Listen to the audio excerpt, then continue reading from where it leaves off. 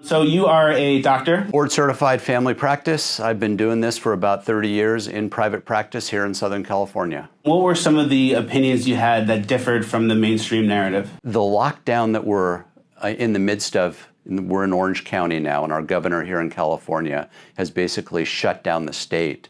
The original narrative was we need to flatten the curve.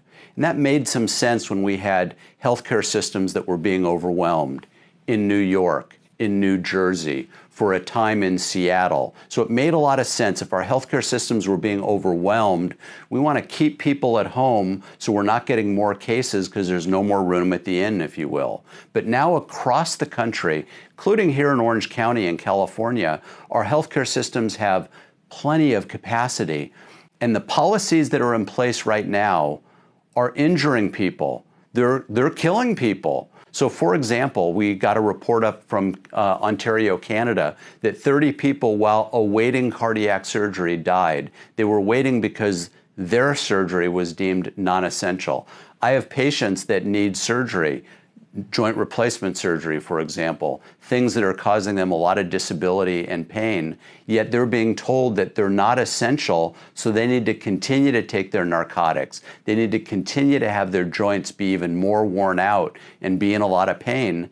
And so the policies that we have in place right now are really harming people. Suicide rate is the highest we've seen it since the Great Depression. We have over 30 million Americans that have purposely been put on unemployment because of the economic shutdown. Drug abuse is high, spousal abuse, child abuse, domestic violence, mental health problems. Our own local sheriff, Don Barnes, has reported that our 911 system is being overwhelmed by domestic violence calls. So the policies initially were tolerable and they made sense logically. Quiet the cases down, our healthcare systems are being overwhelmed. But now we're creating government dependency like we've never seen before because of the unemployment. And that's the message that's not getting out. The message that is getting out is the mainstream narrative. The government is here to keep you safe. We know best from a government standpoint. Individual liberty, individual risk assessment, be damned. That we know what's right for you and you stay inside. Can't use the beaches, public parks are closed. And some of these things are quite arbitrary and capricious. So for example, here in California, we're told felons need to be let out of jail because they're being exposed to COVID virus. But at the same time, individual citizens are not allowed to exercise their Second Amendment right by going to a gun store to purchase a firearm because gun stores are closed down. Essential businesses are marijuana dispensaries. Essential businesses are liquor stores. Non-essential, if you want to go to church on a Sunday, you're not allowed to do that, even with social distancing. So we've got our priorities backwards, and some of these restrictions seem quite arbitrary. They don't make sense, and I think they're an overstep of our constitutional rights. I don't want to give motives to the politicians that are working hard, and I think they legitimately are trying to do what they think is in their best interest.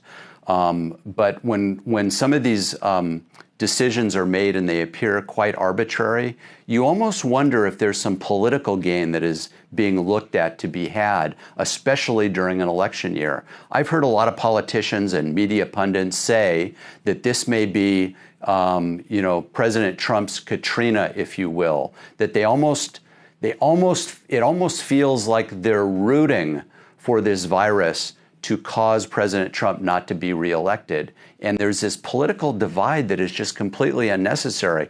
Healthcare is not politics, and it shouldn't be about politics. It should be about what is in the best interest of the country, what is in the best interest of individuals, and balance that with our constitutional rights. And unfortunately, I just don't think that's being done. And there are a lot of people who are grabbing onto this idea that if all this shutdown and everything saves just one life, then it'll be worth it. Yes. But what's the things that they're missing? What else is going on behind the scenes that we're not really aware of? That's a great question. And I resonate with that. If we can only save one lives, better safe than sorry. As a matter of fact, I wrote a piece with that title, Better Safe Than Sorry, ? Was published in the American Thinker.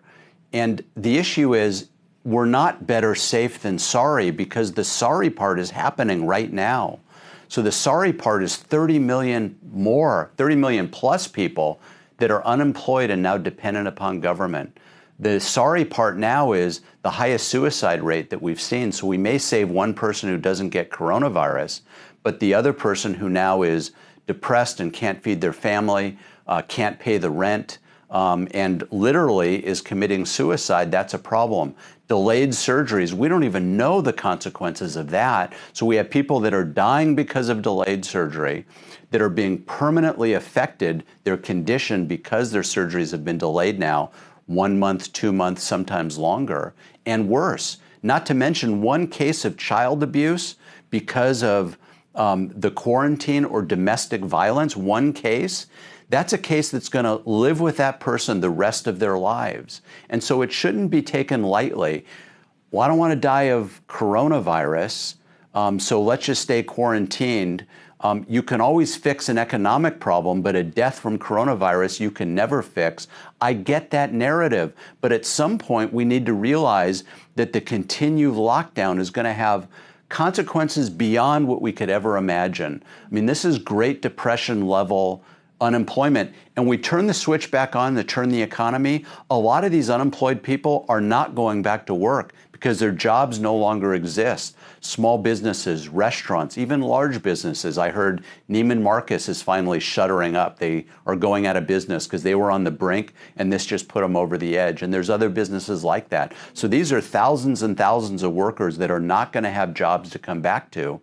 So it's not just a temporary unemployment. We're creating a permanent, or at least long-lasting unemployment class.